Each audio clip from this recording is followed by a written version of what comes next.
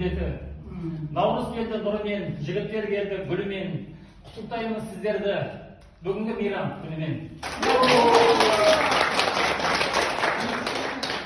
Алла бізге себепсіз хабарласатын, есепсіз араласатын, айтқызбай ұғып жүретін, қадіріңді біліп жүретін, сырыңды шашпайтын, сандығыңды ашпайтын, құздан құлатпайтын, жаныңды жылатпайтын, қолдары ашық, жанына ғашық, ағайын дос, құда жекежат, дос жаран, көрші-көрем нәсіп етсін.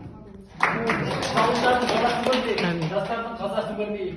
Еліміздің шеті жаусы болсын, еліміздің іші даусы болсын, ел аман тілегі бірлік болсын, жарастату тірлік болсын. Жақсы адамдармен жанасып жүрейік, кем-кетік жол-жотаға қарасып жүрейік, шалқудың шамасын білейік, ақ-қараның арасын білейік.